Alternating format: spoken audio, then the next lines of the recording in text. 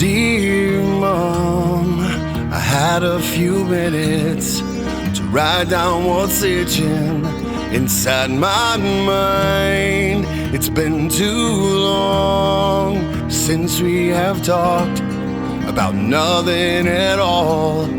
Wish I could call. I know you're lost. Please don't you worry. There's no need to hurry. Just stay strong. It won't be long before we're together. Right here in heaven, I miss you, Mom. Dear Mom, please believe I've done everything I needed to. Dear Mom, I'll be there when you breathing while you're sleeping.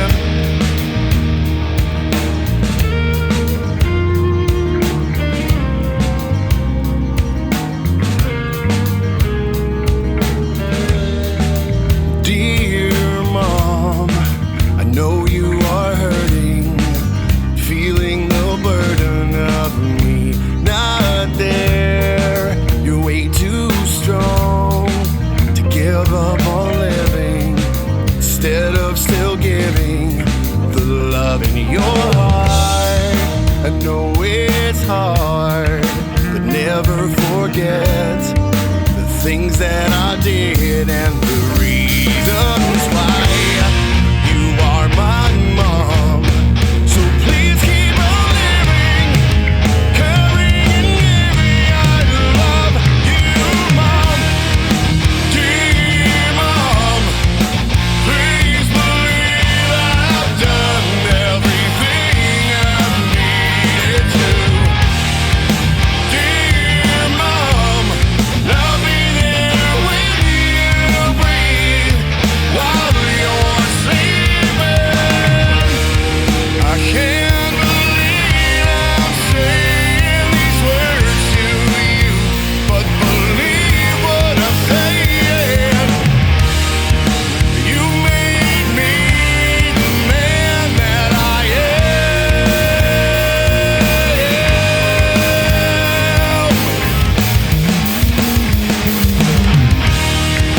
Dear Mom, please believe I've done everything I needed to. Dear Mom, I'll be here when you breathe while you're sleeping.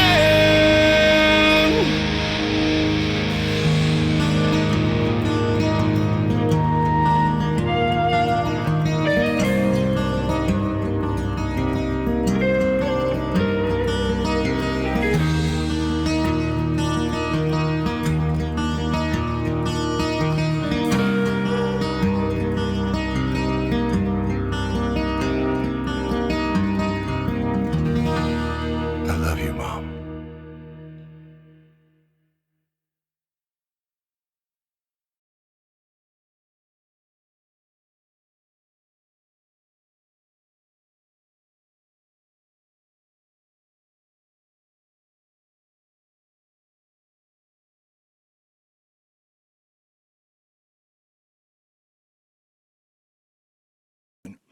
What an excellent song, Shannon. Just an incredible song. Let me bring you up here on screen here. Shannon book, everyone. Dear Mom. Hey, let's talk a little bit about that video, Shannon, before we get into your career in the military, your singer-songwriting career. For Dear Mom, what you shared with me is that this is your first video as a solo artist, but I've done some looking in your social media pages that you shared with me. This was a song that I think you recorded 5 years ago, just by yourself with an acoustic guitar. So you had some time to think about how you were going to present this song. Maybe you can share a little bit about that. So yeah, I mean, so let's just tell you about this song and how it came to fruition itself. When I retired, I started to go to school and I was gonna do all this stuff, and I don't know, music music became my therapy. And I mean, it literally was how I got rid of all the junk in my soul. But a lady by the name of Rachel Jackson asked me if I would be willing to write, and she actually wanted to be my my manager at the time, and she asked me if I'd be willing to write a song for Gold Star Mothers, and she gave me 8 months to do this,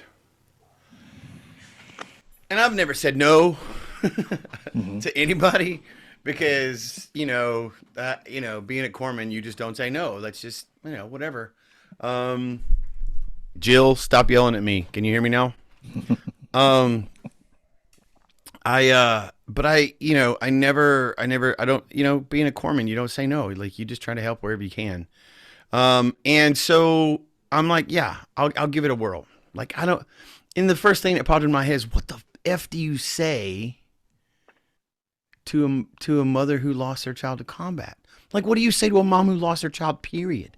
What do you say to a woman like that? Like, like, so I struggled with it for like 2 or 3 months. And then I was driving one day and, I was trying to visit somebody, and I had just cleaned out my Jeep, and I had an old 2002, TJ. And, I pretty much took all the carpet out, took all the stuff out of the floorboards and all that stuff. And like, I emptied the consoles and all that stuff, and I pretty much just hosed it out, because that's what you do to a Jeep. You pull the plugs and you hose everything out. And so all I had in the Jeep at the time was a Sharpie sitting on the dash. And I was sitting at a stoplight, and the song idea, the first verse, hit me like a lead train. Dear Mom. And I mean, I pulled up my freaking shorts, my cargo shorts leg, and I wrote the first verse of the song on my thigh. And it's literally tattooed there today. Like, it's tattooed there. Like, because, like, this song was not an easy song to write, first of all. And second of all, when I wrote it down on my thigh, like, I don't think the words literally came from me. I think God was trying to tell me, hey, this is what you need to do. This is how you convey this message. And I'm like, so I went back and I worked on it and I figured it out and I tried to put it all together. And then I performed it for the first time in front of, there's a video somewhere on the interweb of me playing this song live for the first time in Fort Bragg in front of like 10 to 15 Gold Star family members standing next to me on stage. And they're sobbing. You can see them passing napkin, and I'm hearing them behind me. The monitors are not drowning them out for me. Like, I'm hearing people sob, and I'm trying not to sob myself, because I realize what this song is about now. This is about the letter in my pocket to my mom in the event that I didn't come home. And that's exactly what this song was. And over the years, it's just become so much bigger than that. But the video, or not the storyboard, but the idea for the video was always, some biker riding down the street on a bike all alone, riding back to home into a graveyard to drop off a letter at the gravestone so mom could find it. And they pass each other, not realizing that he's dead, and delivering that letter to the gravestone as she's delivering flowers on her day of visit. So that was the whole premise of the whole video and the whole song piece, literally. When you think about the moment that you wrote that song, and of course with a Sharpie, there was no correcting, was there? It was basically, I know what I'm writing. There's no crossing out. There's no removing it. You knew Was this one of Those those are the fall, words. was this like a fall from the sky moment in terms of lyrics? Lyric melody? Lightning, like Billy Gibbons says, catching lightning in a bottle. Yeah. Literally. Doesn't happen that often, but No. you, my friend, you, No. yeah.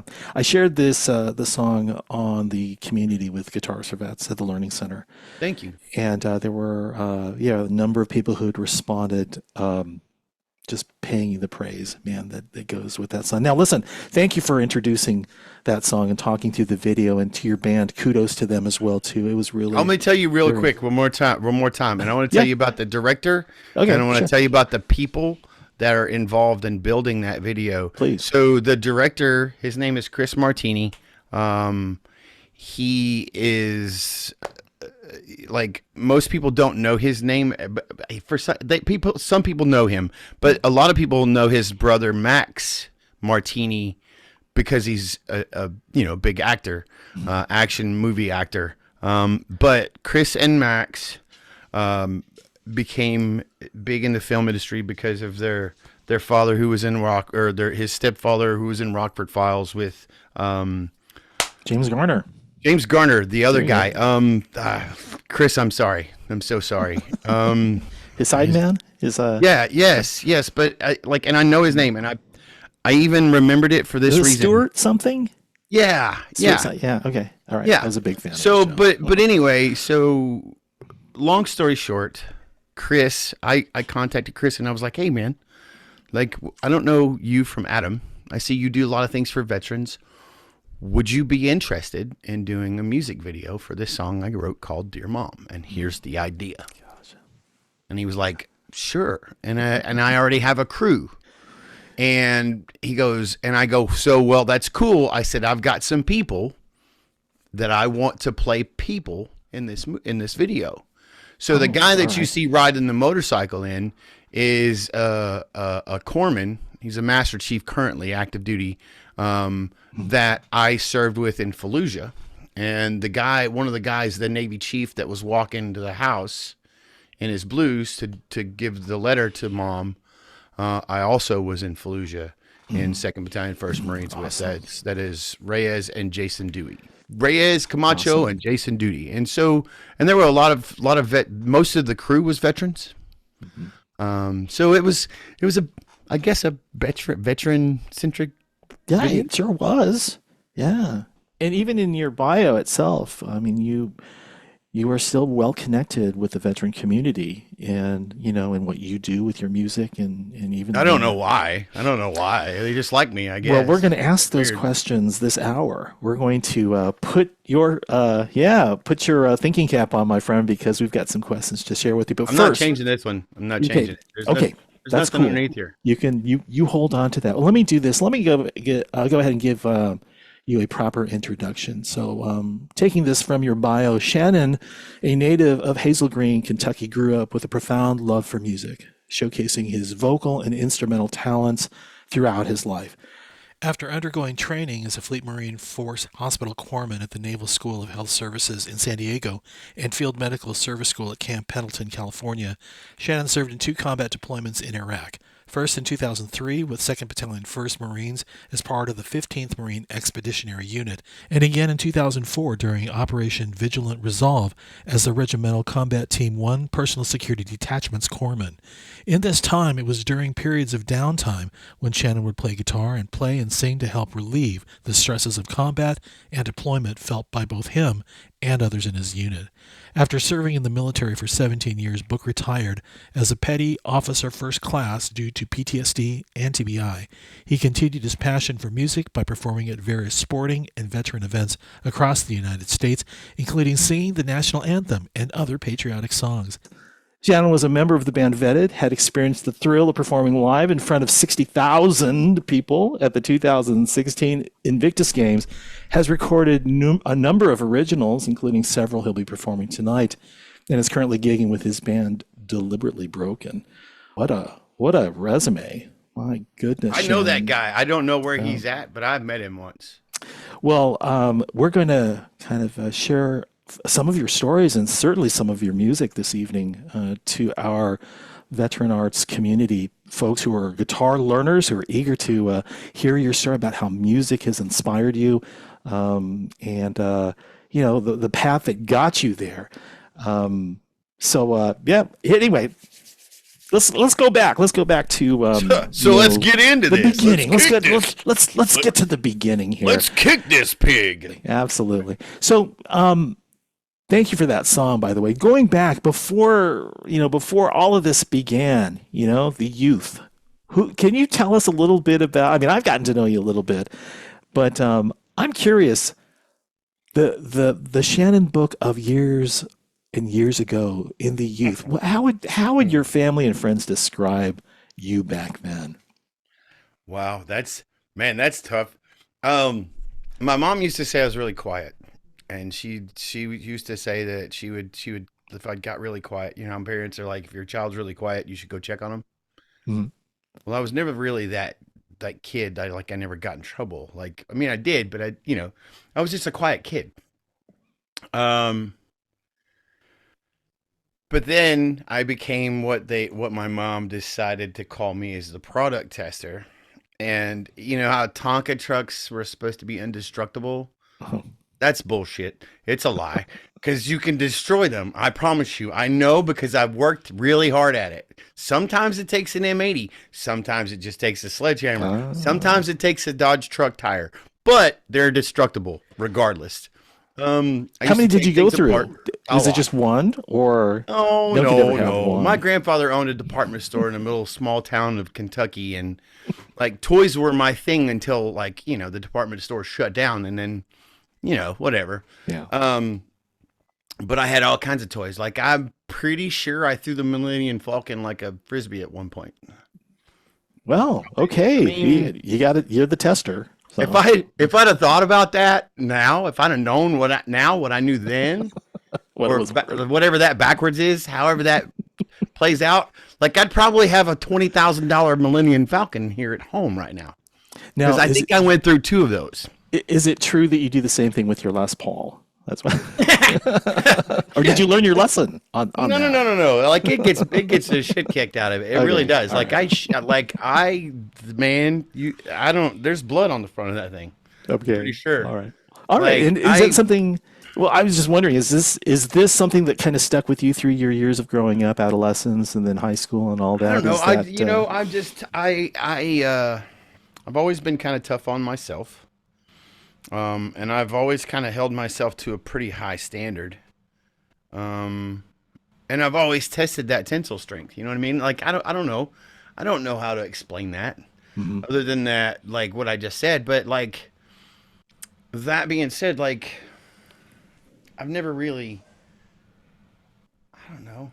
Like, I think I just recently I've started to kind of with guitar, because people are like, why don't you just finesse it? And I'm like, oh, that's how you get that little tring, ching, chimey stuff, And I'm like, I never really tried to get that ching, ching, chimey stuff. Like, I'm always trying to get the chugga, chugga, chugga, chugga, chugga, like chopping wood kind of shit. Like, yeah. But, but yeah, like, Is this something that was little kid? Is this something that was handed down from parents or older siblings? No, absolutely not. This was from within. This is like my mom and dad didn't play any musical instruments.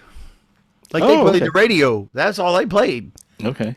Like my uncle Chris was a huge musician, and he was probably the rock star of the family.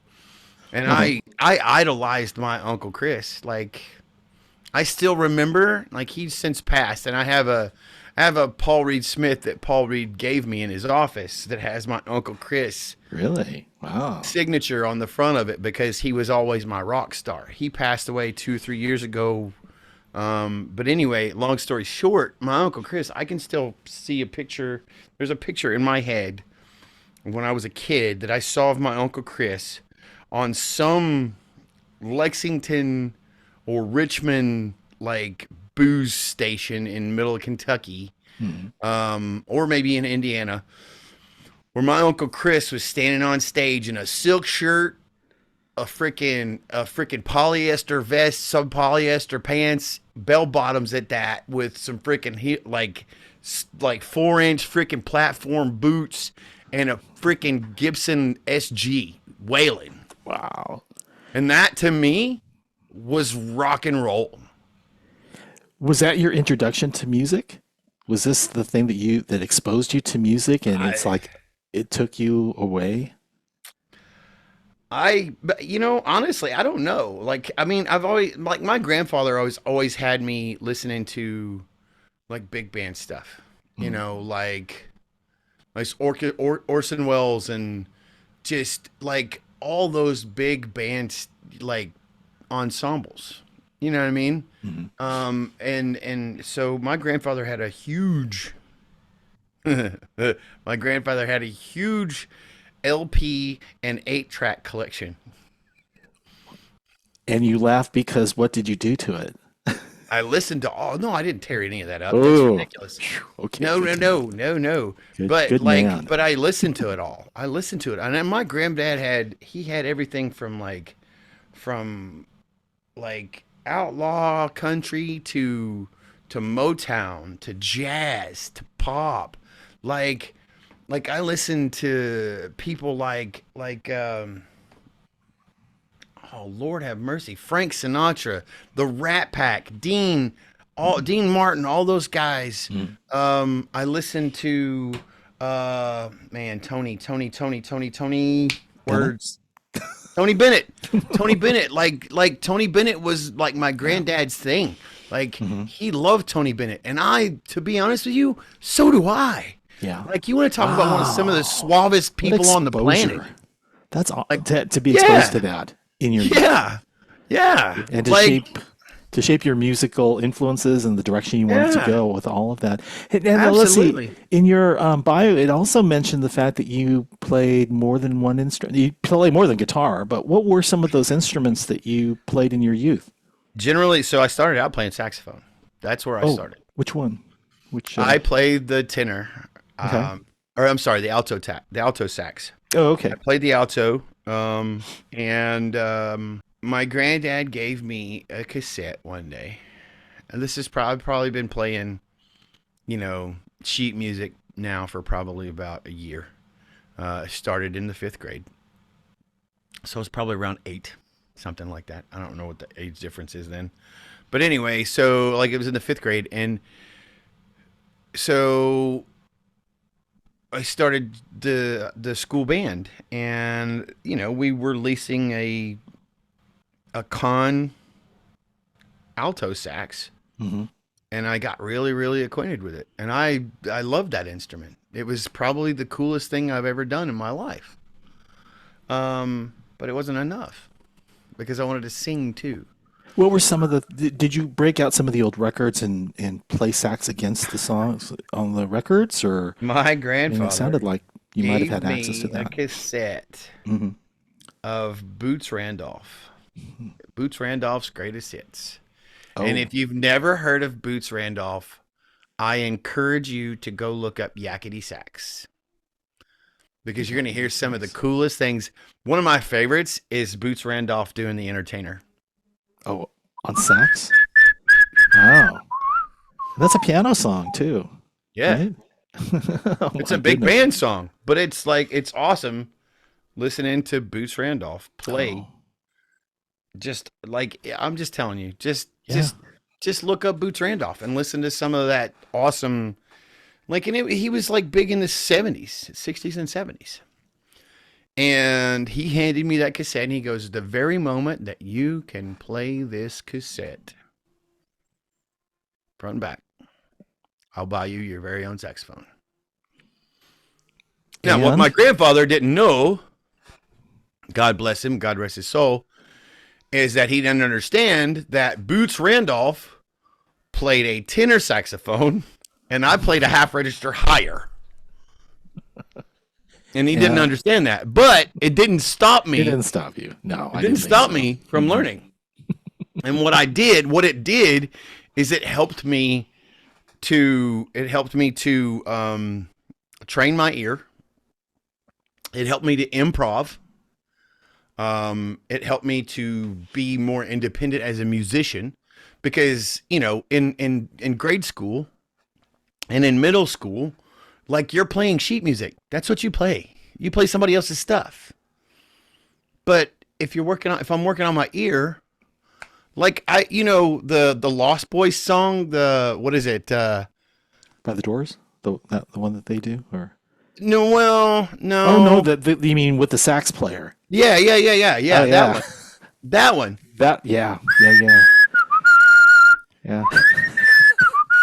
Who can forget that scene? Boy. Right. Yeah. So that was like one of the coolest things I ever thought was learn to play. Like I watched that movie and I was like, You're right back. Do it. I'll be right back. And I went and we rented the movie and the movie was in the house for like 2 days.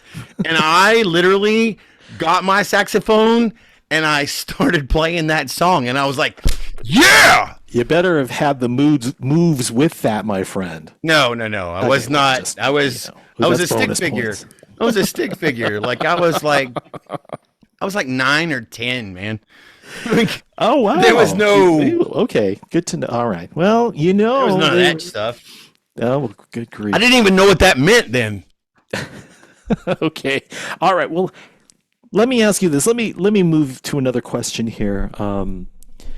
What do you remember about the world around you at that time, ahead of the time where you were about to enlist? What sticks out as, along with the music, but there's something happening in the world, it caught your interest. Do you recall any of that? Well, there was a lot of things happening.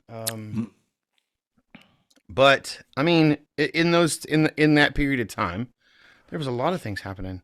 Like I remember the Great Berlin Wall falling. Like I watched that happen. I watched, and then before, if you're trying to prod me to where the enlistment part is, you're probably talking about the Gulf War and all that stuff. So I watched that happen on TV. Yeah.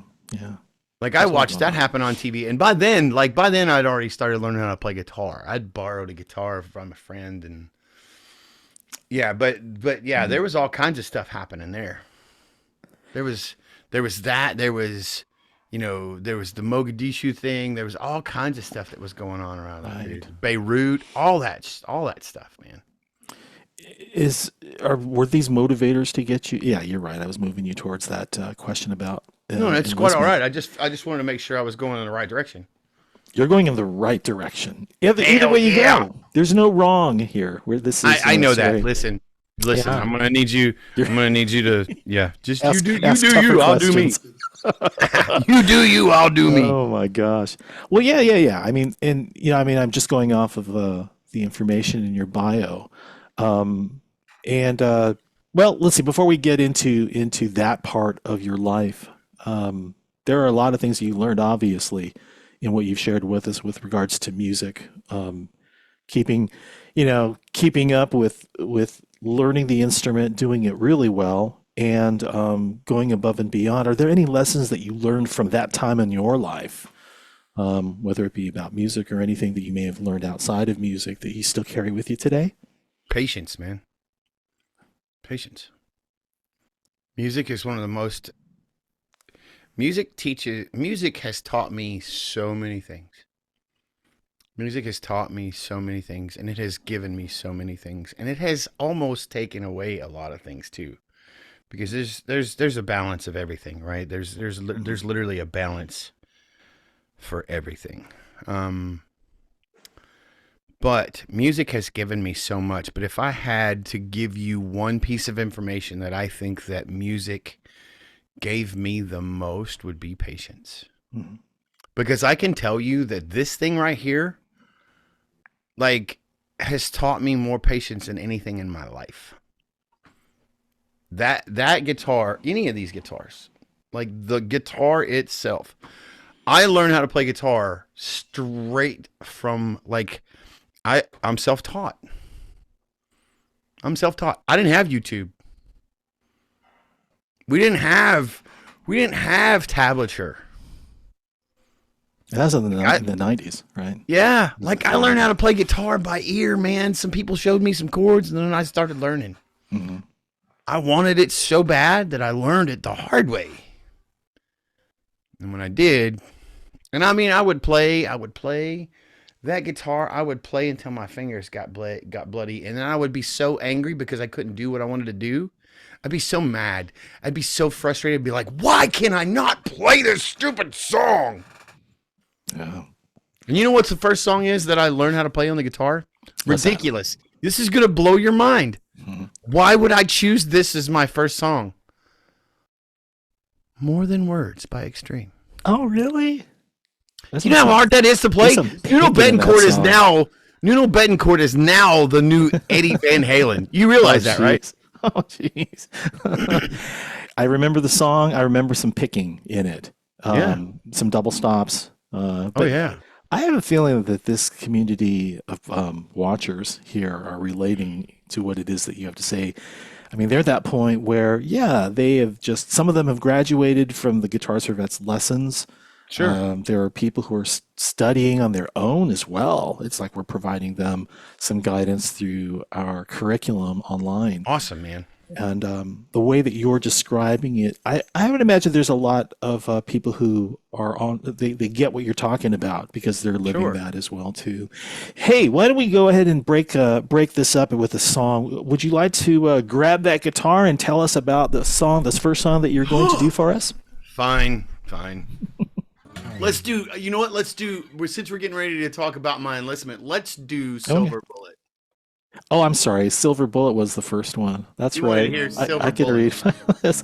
Yeah. So when you shared with me your YouTube library of videos, there are several songs that go way back. Dude, I had no idea that it goes as far back as it does. I was writing songs when I was like 20. Yeah. Yeah. Well, I mean, they weren't great, but they were songs. They were songs. You were writing songs, and we all start somewhere. But looking at that song, I recall it being like 14 years ago, and I said, Shannon, this is definitely a song you might want to do because this kind of hit home for a lot of us. I wrote this song. So the song that I'm about to do, and before we talk about this song, I'm going to talk about this guitar. This is You're going to spoil it for us. Okay, go ahead. Robert Rask. Yes, we know who he is. He's a talented luthier. Talented luthier. So this is called the Rask. This is called the Orphan Orange. Orphan Orange. Okay. It's the Orphan Orange, and it's one of one, and the guitar it's beautiful. It's a Honduran rosewood, right? Yeah, is that what it was? And Honduran rosewood and redwood. And redwood. It's the type of wood that comes from underneath the water for centuries, kind of a thing. So Robert he was on our guitar shop program last month, and he talked about some of the woods that he works with. And when I told him that you were going to be one of our guests on Song Sung True, he reminded me that you knew each other, and he goes, let me send him a guitar for the show. So Robert Rask, Rask Guitars, raskguitars.com. Thank you, my friend. We thank you for the loan of this beautiful guitar. I'm just going to get a nice little piece of this in here so everybody can see it. So to tell you a little bit about this song, can you guys hear my voice and all that good stuff really well? There you go. That's good. All right, so this song is literally about. I wrote this song 20 minutes before a 26-mile force march with the Marines, right? So we're getting ready to do this qualification called a McCree or a McChrist. And so we do this 26 miles and we got to do it in less than 8 hours, and we got to lose less than like 80% of people. And long story short, it was a horrible night. And we're sitting on the back deck and we're all trying to get mentally prepared for this massive sick call that we're about to have afterwards.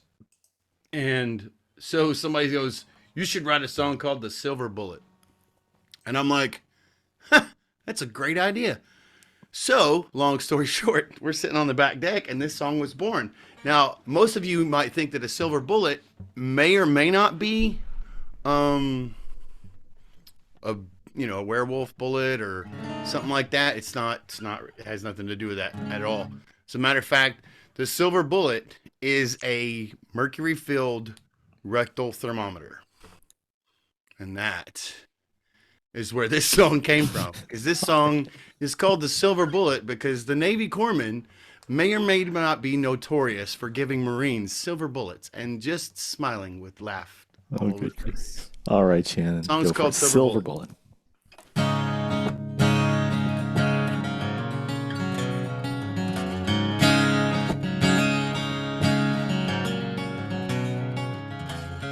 I'm out here walking with Marines.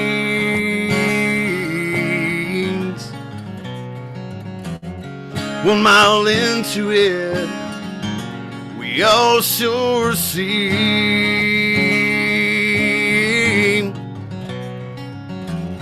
so damn sensitive, it makes me scream.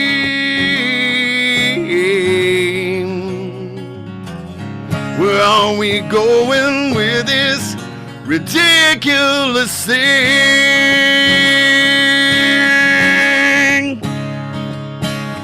Here we go now. First man's down again.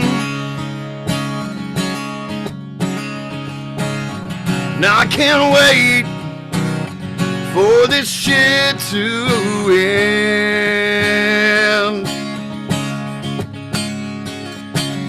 Steam starts rolling from his head.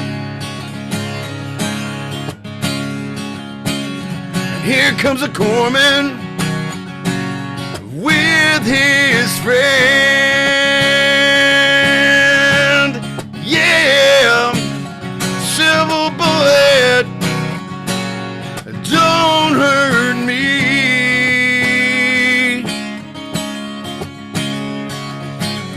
Sliding easy, got a tempo 103.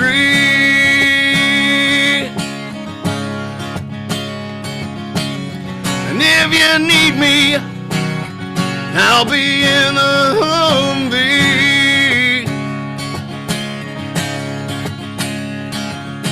'Cause Doc just started my first IV.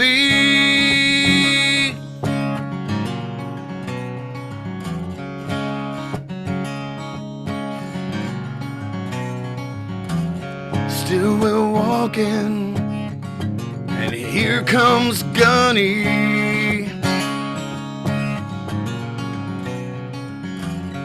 He's mad as hell, but not at me. Yeah. His veins are throbbing from the shit that he sees. Here comes a corpsman, his favorite damn thing. Yeah, corpsman up is all you hear. Yeah, yeah. Here comes Doc, rushing with all of his gear.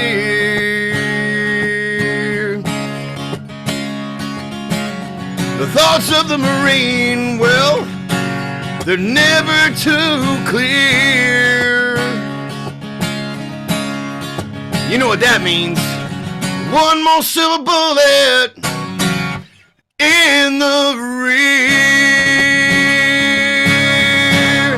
Yeah, silver bullet, don't hurt me.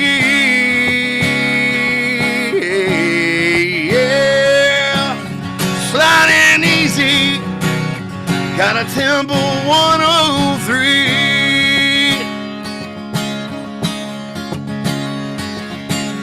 And if you need me, I'll be in the Humvee.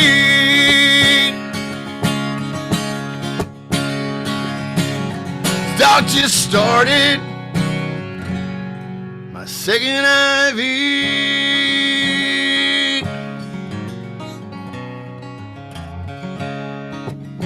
Doc, I really am feeling much better. Why are both of your hands on my shoulders? Shannon Book, Silver Bullet. All right, my friend. Rousing applause from the audience here. So Could you guys hear that, Will? Or no? we did. You All rocked right, it, cool. man. Yeah. Very well, very well. Yeah. So what was the reception from the people who were on the receiving end of that song? What did they have to say? I mean, the true receivers probably didn't say much of nothing. They were a little bit incoherent, but you know, I mean, I play that song pretty much at any event that there's a bunch of Marines hanging out, or even grunt soldiers, because like grunt soldiers, like they, you know, whatever, they understand it. It is what it is. But it, you know, it's one of those things. It's kind of like a Rodney Carrington thing. Okay. All right. So let's talk about you know, your time in the service. You joined the Navy in 1994, according to your bio, and your first deployment was in 2003. So what was going on between that time, between the time you joined and deployment? You were in California, I think. Yeah. So when I say when it says deployment, my first combat deployment was in 2003. Okay. There are plenty of other deployment. Like that's like, hear me when I say this, and probably most people in this room, right? Like, probably already know this.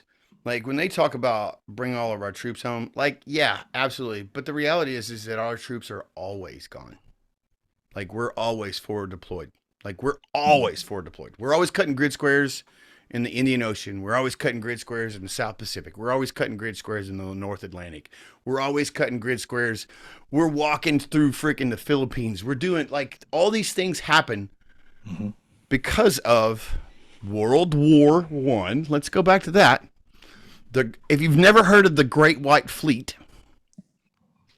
the big guy up here with the Navy shirt on, I know that shirt because I wore that in boot camp, by the way. So same time, apparently we're the same age. So that being said, the Great White Fleet was, they painted all of the battleships completely white, stark white, and they floated them to pier all over the world. And was like, hey, we're just here saying hi. We just want to say hi to everybody. How are you? Exactly. Well, you got me by 1 year, Gary. So, but like, so like they were like, hey, we're just checking in. Just thought we'd say hi. Don't mind this big, huge white ship behind you. It's just here for, no. It's painted white because we're at peace. It's all cool. Like, meanwhile, this boat literally slings 16-inch freaking Volkswagens. 18 miles. Wow. So that's the whole premise behind being deployed. So there were plenty of deployments before that. But to answer your question, in my bio, my first combat deployment was in 2003. Got it. There was plenty of things happening in between that. Yeah. Of course. Thank you for clarifying that. With regards to your time in San Diego, I know that's come up as a part of the stories, getting to know you a little bit. But first of all of the studying that you had to do, can you talk a little bit about that from a perspective of no one has any idea what that's about? Maybe you can just kind of talk a little bit about what you being a corpsman, huh? Yeah. So it started out like I remember going to Corps school. So boot camp, I was probably the last division that graduated in San Diego, and then we graduated and they started shutting San Diego down. But I went straight from boot camp to Balboa Naval Medical Center in San Diego, and went from there to Naval Medical School of Health Sciences right there at Balboa. And like instantaneously, like it was like, hey, well, we're going to teach you guys how to be EMTs. So we started doing the National Registry for EMT, and then they were like, oh, wait, but hold on. But wait, there's more, And so like everything that you learn as an EMT it's backwards in a combat zone. Really? Absolutely. So here in America or anywhere that EMS is happening, if you were in dire shape, you're the first person to get to the hospital. In a combat zone, I'm not even putting you in a bag. Like my goal is to keep as many people on a gun as possible. Mm-hmm. And that means if you're missing an arm and you can still hold a rifle or a pistol, like I'm going to get you as doped as I can to give you up to at least sling freaking small arms. Yeah. Like that's literally going to be my goal, because at the end of the day, we need to bring as many people home as possible. So my job was never, Stephen Vaughn, thank you. That's awesome. But you know, and for those of you who don't know, Stephen says he was on the USS Jersey, New Jersey in Beirut in 1983. That's why I said that. Sorry. Squirrel. But that being said, my job was just to keep as many people fighting as possible. Mm-hmm. So they taught us how to be a field or an EMT, and we could charge the national board, or we could charge the state boards and all that stuff. We were certified. Like I was a certified EMS guy, right? But it's so much bigger than that. It's so much bigger than that, because everything is backwards. Mm. Right? It's all backwards. And not only that, but because from that point on, like there's records maintenance, like I'm literally a hospital in one person. Mm-hmm. Like I do records maintenance. I do records maintenance. I do sick call. I do x-rays. I can do labs, all that stuff. Yeah. And the sad part is that I learned everything. I learned. There's my Kentucky roots. I learned everything. So I learned everything in big capacity OJT. So like when they take a doctor and they put him through gross anatomy, like you're doing it hands on. That's what gross anatomy is. Like you're literally pulling a spleen out and going, oh, so there's the, aisle of linger, aisles of linger hand, blah, blah, blah, blah, blah. Yeah, you're looking at all these things and you're like, oh, wow, that's cool. Mm-hmm. So I got to do all that stuff, as the first time I ever had my hand on a human heart, I was 19. Wow. Not too many 19. And I was walking through an operating room and they're like, hey, throw some gloves on. We need you to do some chest compressions. And I'm like, okay. And I'm like, where do you want me to start? He's like, grab the heart. And I'm like, good grief. That was what I was doing, man. This was me at 19. Wow. Man, oh man, Shannon. Hey, let's move on. I want to share something else from your bio here, because I've got more questions. You see, I told you I was going to ask you questions here. So 2003 is in your bio. This is in a bio that's still posted on your website. I know we talked about this, but I need to read this. I need to acknowledge this because it says 2003. You were a corpsman with the 2nd Battalion, 1st Marines, as part of the 15th Marine Expeditionary Unit. Right. And in 2004, during Vigilant Resolve, as the Regimental Combat Team 1, Personal Security Detachment's corpsman. Now, I'm going to tell you, what I needed to break that down for my own knowledge, and what I read was mind-blowing to me. And I just have to say thank you for all that you have done for us, for our freedoms, I had to break that down to really understand what that meant. And I will give you the opportunity to tell everyone what you told me. It's Tom, get over it. Tom, I just made ice cream, bro. Yeah, exactly. But when I finally broke that down and understood what that meant and what that put you through, the one word that came to mind was intensity, and I couldn't go beyond that other than asking you to maybe explain a little bit of that to me. But there was I don't know if you want to, but as before I do point to you, I want to share something you shared with me with everyone. I'm going to bring this up on screen. I hope this will come up okay. Are you going to do the baby? Yeah, I want to bring this up here because this is the picture that you shared with me when I asked you about what I had just read, and it's like my mind is completely blown. But maybe the question is, maybe you can share with us a highlight of that time when you were in Iraq and this is what Man, you I should have. don't. So that's probably one of the best moments, and it was probably one of the most stressful moments. We were literally engaged not too far down the road, and we had set up a makeshift hospital in a small building, and I was a supply chief uh, for the regimental or for the battalion aid station. And as you see in the picture, you'll see my buddy David Jones. He was the chief for the battalion at the time. He's holding America, Mm. and she was named America after we delivered her in the middle of basically one of the biggest firefights in Al Nazaria.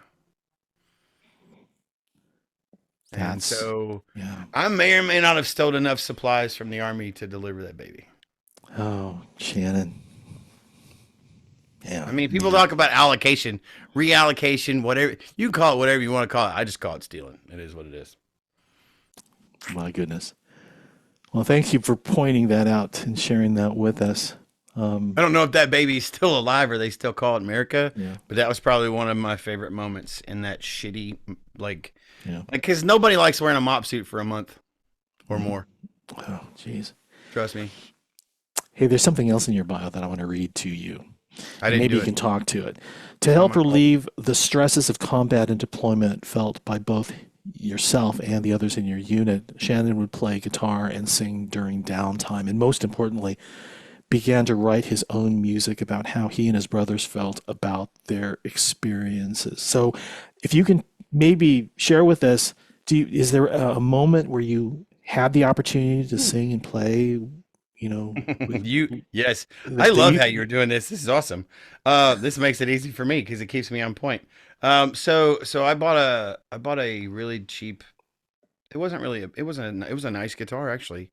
Sometimes some of the best guitars you ever find are in a pawn shop, and it's just because of how they're stored. I don't know. I don't like. It was literally one of those things, and you couldn't pay me to tell you the name of that guitar. You couldn't. Like, and I paid it. I paid $50 for it, and I bought a gator case for it. Like, I bought a gator case to take it with me, and so all that being said, like, I bought this $50 guitar, and I put $100 in a case, so I had $150 invested in this whole guitar. And I took that guitar home and I sanded it down and I painted my own decals and all this cool shit on it. I wrote my name, some swirlies and some some tribal looking cool weird shit, and Mhm. took it to Is Iraq. that yours? Took it to Iraq, took it to Fallujah with me. I put it in an Isacon and we sent it straight over to the freaking desert and put it on the top of my Humvee. Strapped it on the top of the 997, which is the ambulance, and we drove it straight into Fallujah.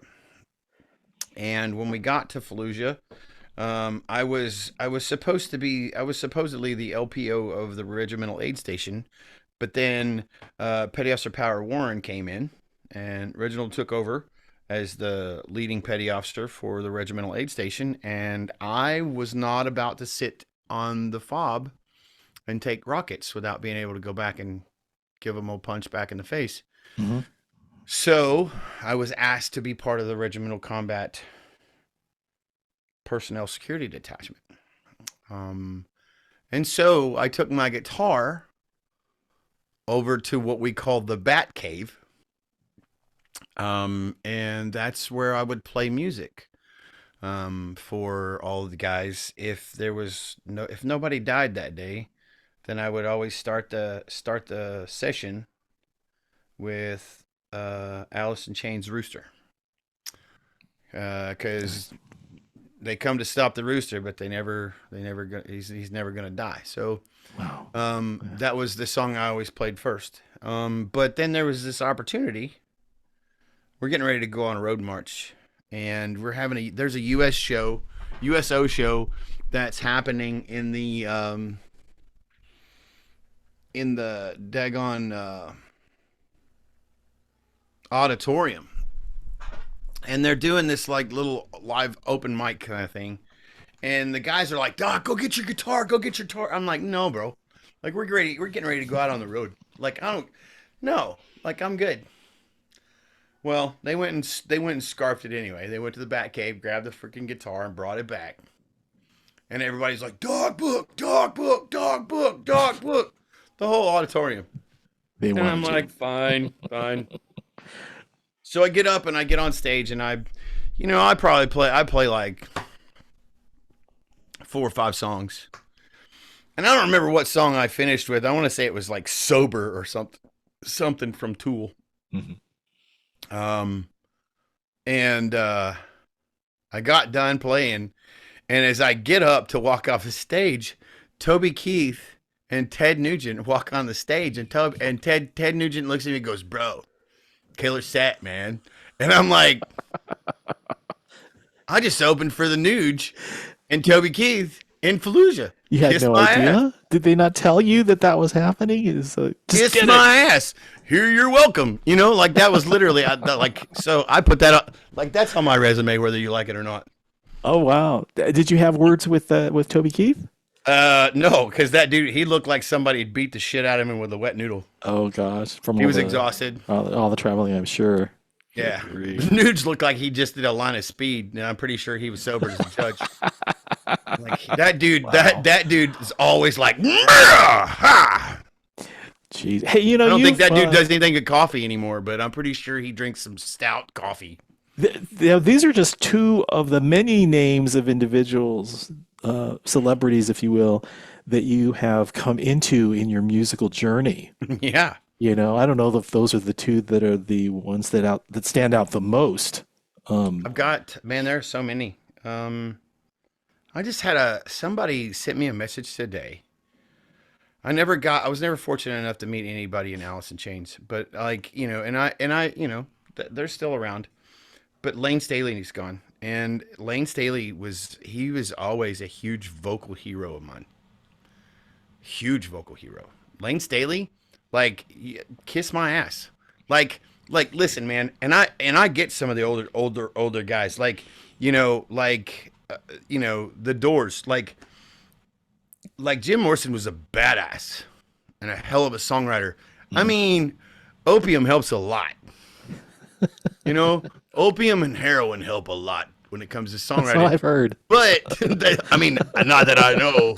I mean, but what I do know is like Lane Staley and Chris Cornell, like those people were icons to me, like vocally, like. Mm-hmm. You know, there was always like Eddie Van Halen guitar wise, or Eric Clapton. Like I listened. I was telling you the other day, I listened to Eric Clapton's MTV Unplugged album when I was a teenager forever. It's still on my phone. Desert Island CD. Huh? Alberta, Alberta, where you been so long? Like that's like it. To me, that's some good shit, you know. But I will sing one of those like songs all day. I've seen some of those on your YouTube page, by the way. Yeah, I'm sure you have. Hey, listen, we got to get you singing here. I mean, we are at Hollow Man at this point. So, what's the story behind that one? And grab that guitar. I'll tell you. So, playing music has been and continues to be. I guess my therapy, but it has also almost become my demise at times. How so?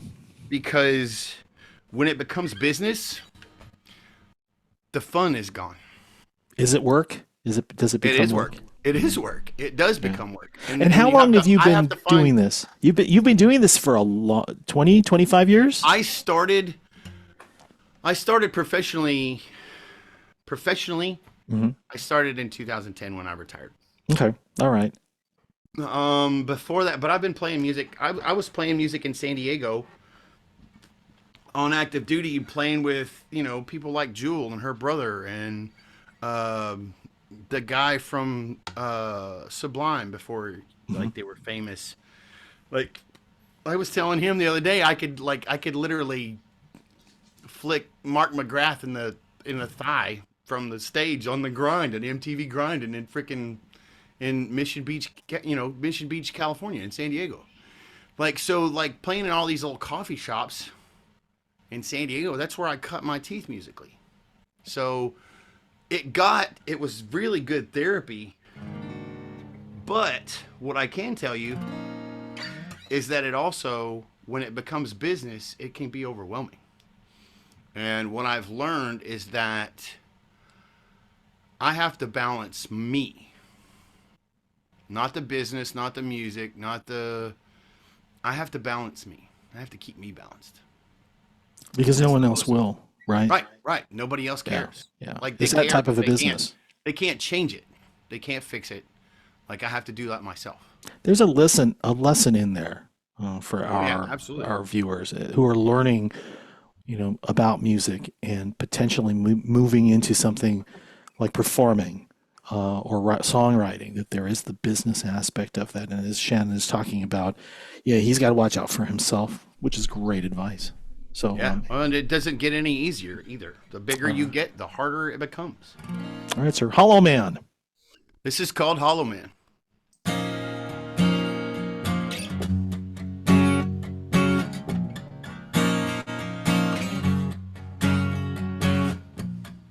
As I walk the earth with this hollow smile on my face, wrapped with the anger in my soul, wanna smile sincerely, but the pain deep in my heart is real, and I feel like I'm gonna lose it all.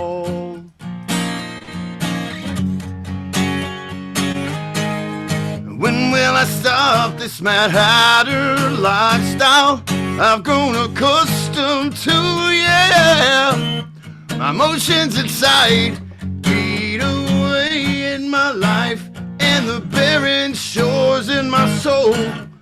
Where can I get the seeds of restoration in me? Or have I become the source? Now I wanna fix my life, not be stuck in time, or be buried in my past. Oh, can't you please help me not to be this hollow man that I see?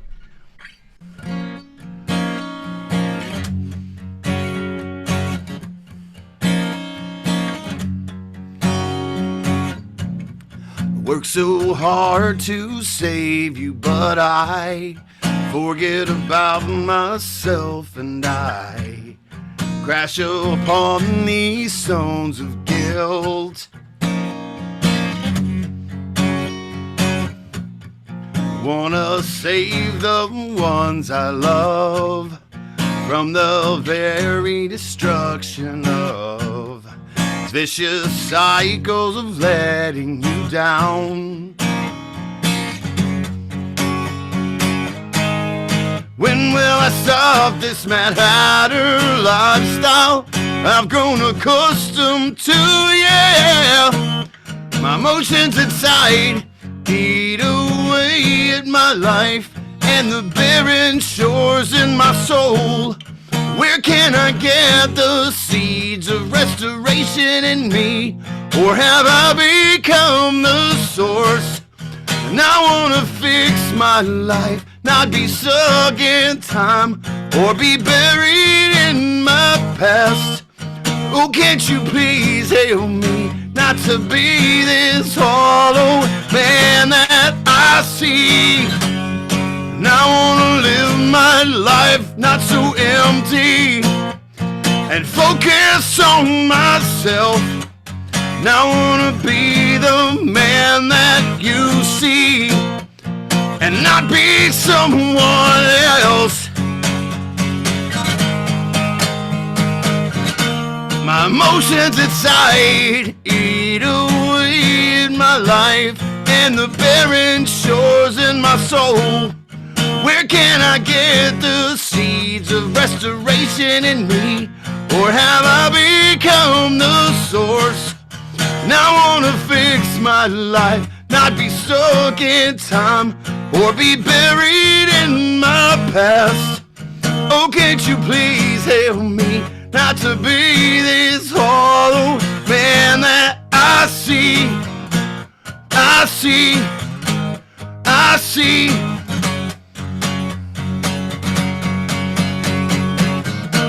And I see. And I see. Yeah, yeah. Shannon Book, Hollow Man. That was one of your most recent creations. Yes. Yes. Yeah. What's this? I know there's a story behind it because you shared it with me. Yeah.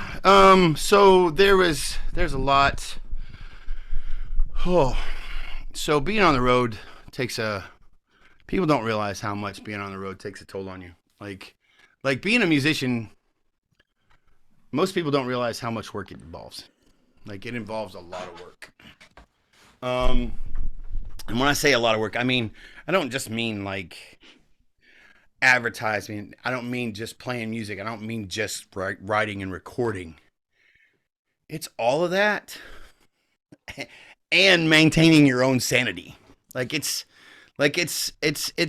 everything. Like, if you had to do a job and you had to do your job all by yourself and you had no support, that's what being a musician is like.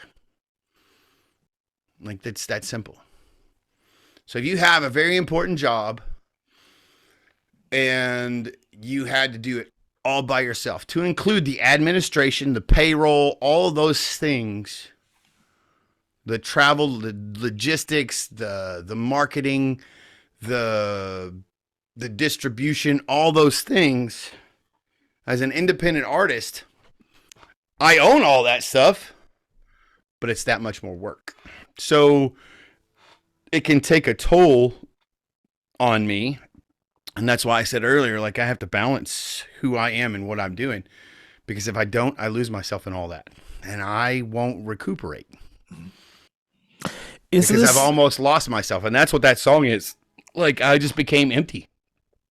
I became empty because I was doing the business and not the art. Think of the first time that you had these visions of becoming a rock star. The very first time. And then fast forward to today, and how different is it? How different is it from what you imagined it to be to what it is, to how you just explained it? Entirely. It's entirely different. Completely. It's like 180. Absolutely. Mine was because I thought that, being a rock star made life easy. Oh yeah. I mean, mine was, I just want to play my guitar in the garage and just, right. And just, make it happen. Right.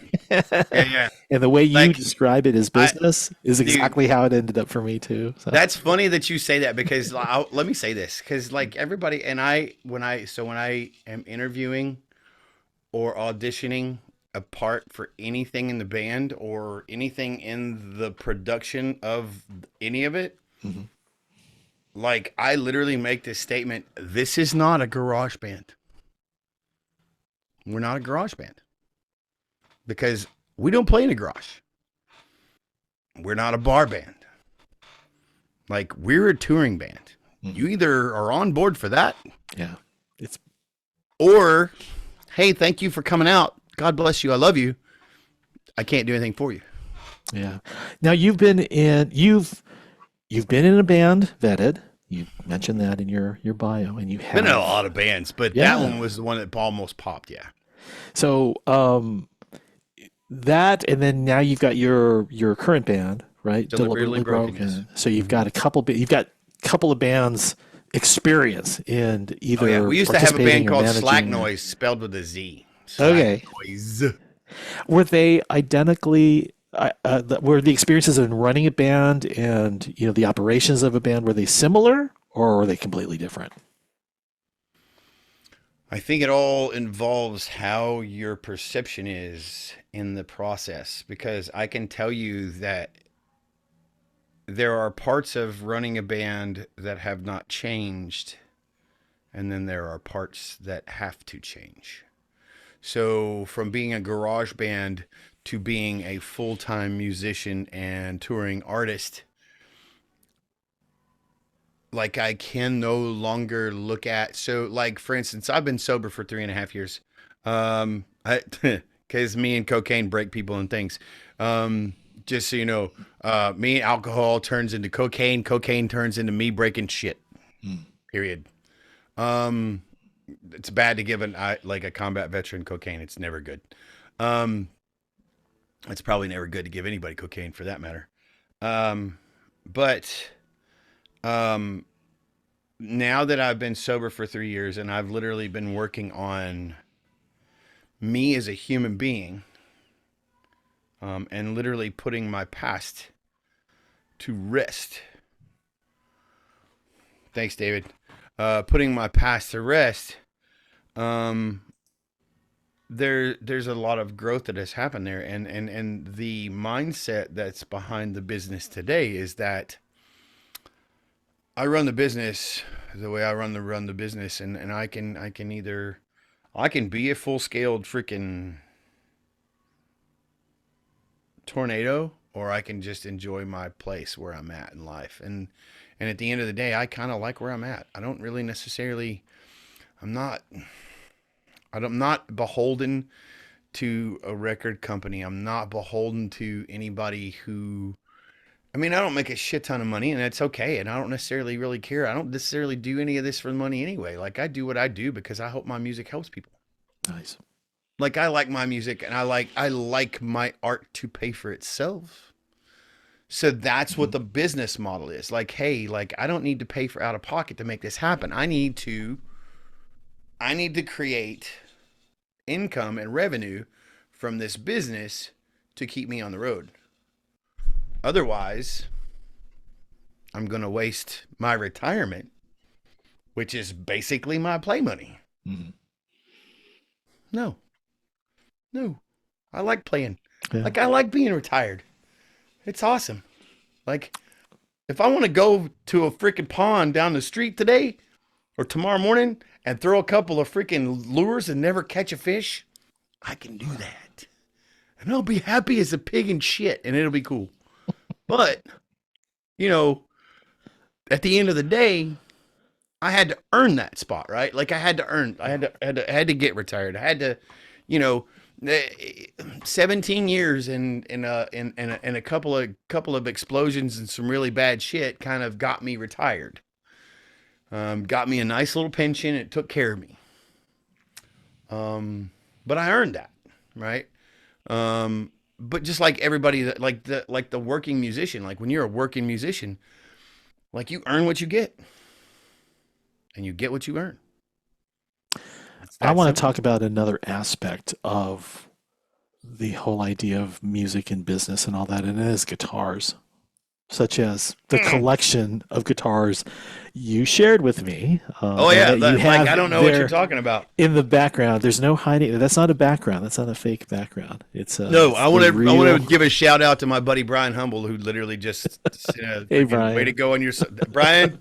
So he was my doctor in 2nd Battalion, 1st Marines during OL. Oh, awesome! Thanks for joining us, Brian. Yeah, thanks, brother. Thanks for being here. So let's talk about guitars, because you know our community is guitar centric. They're learners, and some of them are on the hunt for a second guitar, perhaps a third guitar. And when you shared don't do it. It's when addictive. You shared, what is that? Gibson ES? No, I mean it's kind of like that's the kind of conversation. I don't know what this is. This is the oldest guitar I own. Like. The oldest guitar that did you get that from someone? Or did you find that at like the pawn shop? I love how you do this shit. It's so awesome. Like he's like, hey, so we're gonna go down this aisle and just keep walking. All right, cool. I'm reading you like a book, dude. Yeah. No pun intended. IRA pun. Yeah, so show us. So if you look at this, awesome. If you look, can you guys see the wood grain in that? Ooh, yeah. Isn't that pretty? Gosh, Isn't that pretty? So I'm just going to tell you what this is. This is a 1965. Look at that. Beautiful. Gibson ES 120T. And it's a hollow body. Completely hollow, huh? Nice. It's a jazz guitar. But my great grandfather, Mize, played it in a bluegrass band in Renfro Valley, Kentucky. Oh my And gosh. it's so this was my great grandfather's on my. It's weird. I have I have three sides to my family. Thank you, Dan. Appreciate you. But so my dad is my dad, and then there's my sperm donor, who is the son of this fine man. But his like his daughter, my Aunt Lisa, had kept this forever, and she loved me to death, and she still loves me to death. Mm-hmm. And she one day messaged me, and she goes, "I have something for you," and I'm like, "What?" Mm-hmm. You've been to That's a You've been to nice Renfro Valley. message. That's awesome. But yeah, so she brings this down to Jacksonville, North Carolina, Mm-hmm. and she hands this to me in the original Gibson case. Oh Now, gosh. Yeah. keep in mind, this guitar back then was probably a $50. Like this was, I want to say that this was a Sears and Roebuck guitar. Gibson was a Sears and Roebuck. They used to sell them right out of the catalog. Yeah. Yes. Yeah. Yes. And I want to say that this was probably 100, maybe 50, 150 bucks total. Mm-hmm. Yeah. Those were You know the what this days. guitar is worth today? In its How many current zeros? condition.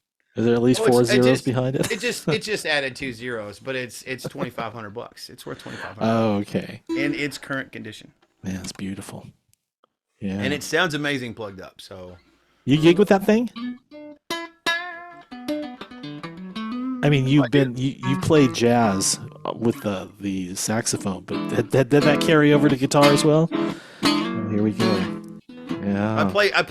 I play blues on it. I don't ever necessarily play jazz on it. Oh, I mean, there's okay. jazz. I can play some sevenths and some ninths, but I don't like. Okay. Very good. I definitely do play it. Yeah, I jam on it a lot. Very cool. What else you got back there that you want to share? Hold on. He's gonna do the same thing. Oh wait, there's more. More. And don't ask him about what's behind the closet door because there's more. All right. That looks like another Gibson. Yeah.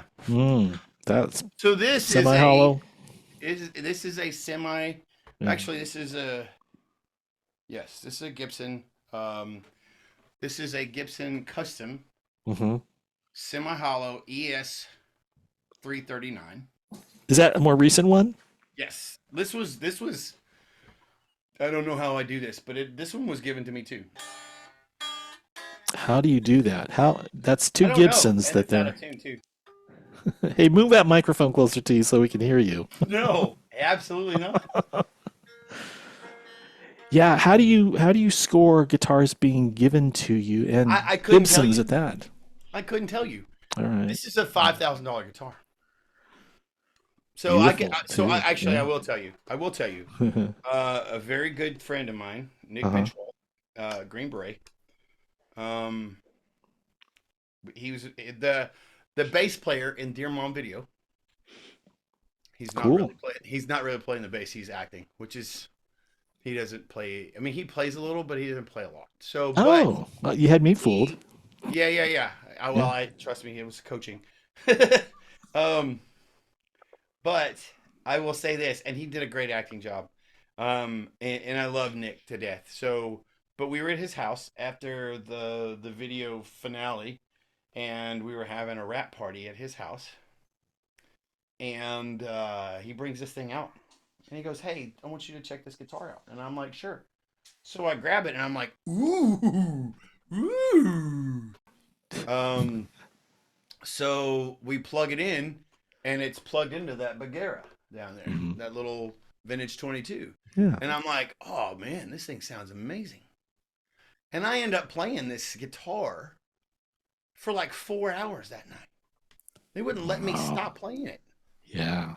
So by the time I got done, Nick was like, bro, he goes, I just want to tell you something. He goes, you know how long it's been since I've touched that guitar? I'm like, I have no idea. He goes, well, He goes, I'm gonna tell you this story, and this is exactly what he said. I'm gonna tell you the story.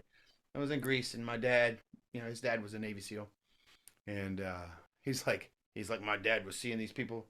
Where he was in Italy, and he goes, this little Greek woman walks out, and she goes, I got a story for you, and she hands him this toy that he was looking at, and she goes, this is a gift. I'm giving this to you. You cannot turn it away.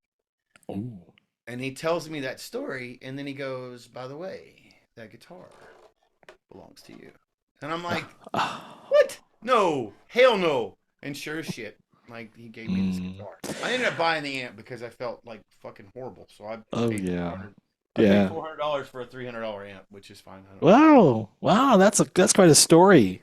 Yeah. And that's not your first, that's your second. Now, do you own any more Gibsons that have been given to you that you are thinking about it? Obviously, the answer is yes. I have. So Paul Reed Smith did give me. Yes, you did mention that. An SE, and probably one of the first SEs. One of the beautiful too. Beautiful. Yeah, it's solid sounding guitar. But we were in Paul Reed's office and we were playing some music, and he's like, dude, like, we were talking about music, and he gave us a tour. We saw the actual shop, and how he literally picks every guitar. Like, he picks the woods, like, for every guitar, which is crazy. Gosh. And you saw him at the NAMM show too. Yes. Recently too. Yeah. Had a conversation with him about that. There was some fun conversation with Paul. I love Paul. He's an awesome dude and stupid smart. So he's like, no. Hey, Jill, can you grab me the 2 guitars outside? And there was a bunch of, they were just starting to bring out the Angelus. It was actually just starting to happen. And so she grabs 2 SE Angeluses and brings them in, and then we start playing some music. And then we start to leave, and we like, where do you want me to put these guitars? You go, like, just take them with you. Okay. Here you go. All right. Sounds great. We have no place to put these, so you better take it. Well, so man. I have a number 2 custom SE. Uh-huh. Yeah. See, yeah. Okay, so we're coming up on the end of the program here, and I know we've only scratched the surface, about you, Shannon. We've got one more song to do, and then we'll go ahead and close it up. Why don't you tell us about Walking? That's what I've got listed down here to kind of close out the show this evening. What can you tell us about that song? Wow. So you wouldn't know to listen to me that I'm a Christian. Or maybe you would if you get past the banter and the harsh undertones of me being a sailor / Marine. I'm more Marine than I ever was a sailor. But, I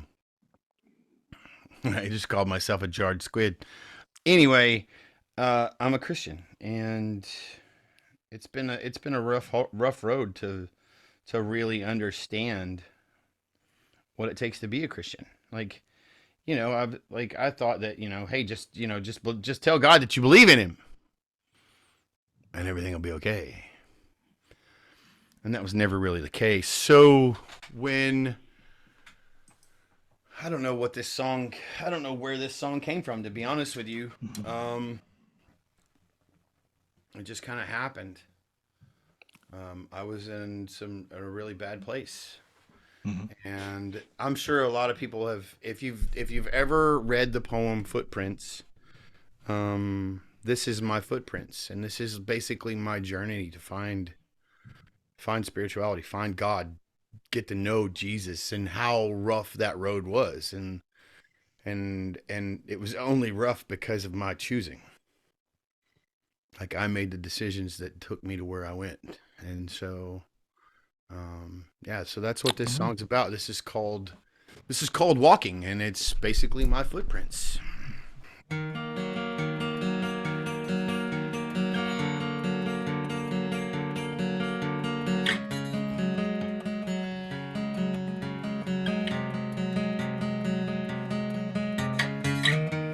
Another day is gone and the sun sets on my back. Looking forward to the day I can relax. Take a deep breath and my whole world is consumed. I'm looking forward to a day of a life I've filled with doom.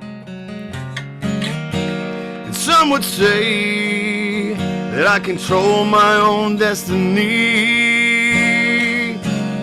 finding that hard to believe, living my life dressed as me.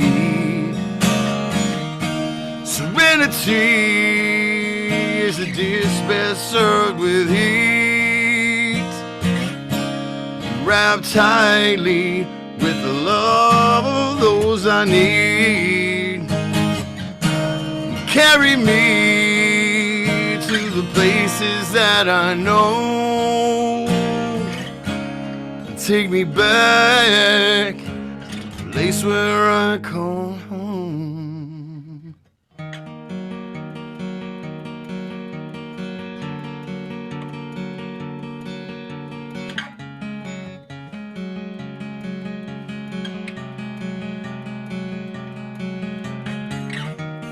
Another night falls and the moon is overhead.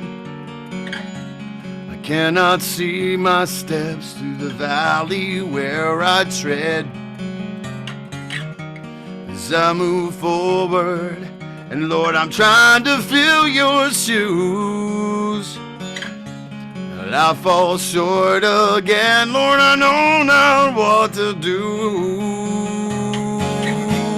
Some would say that I've never walked alone, lone pair of footprints in the sand, but I know they're not my own. Humility is a dream that's lost with ease. The weight of the world on my shoulders have brought me to my knees. I realize those times I've walked alone, Lord, you were carrying me in the direction I was shown.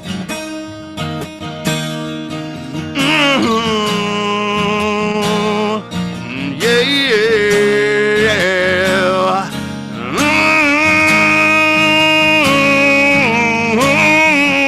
Serenity is a dish best served with heat, wrapped tightly with the love of those I need.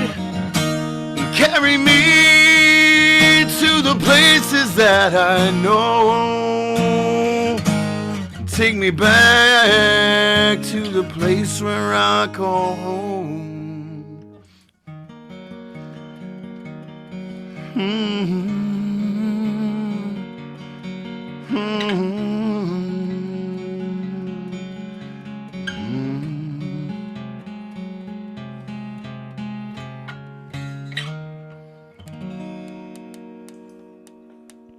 Shannon book and walking.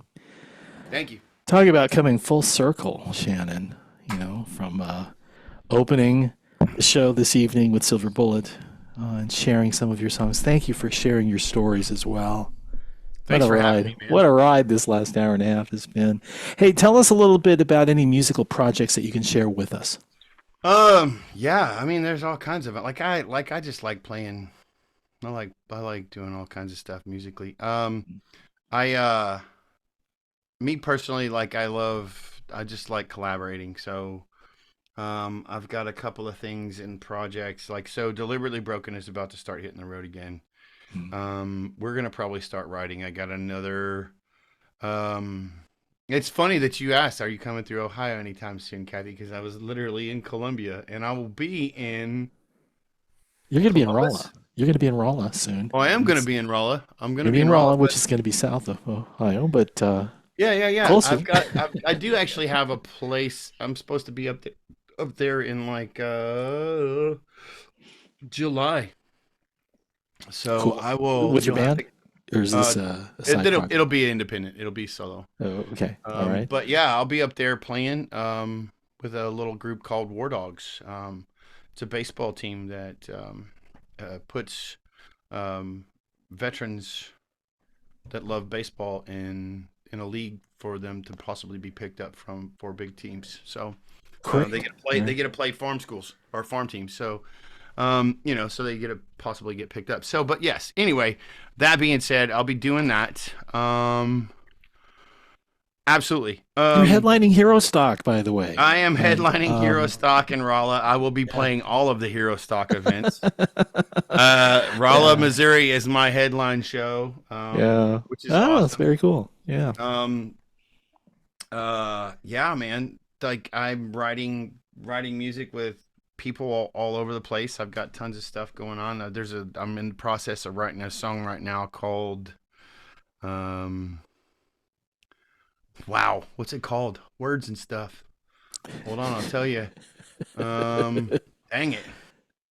Oh, I've forgotten now. Hey, I got an inside track about someone you're writing with a song. Oh, no, I didn't do it. It's not my fault. You didn't?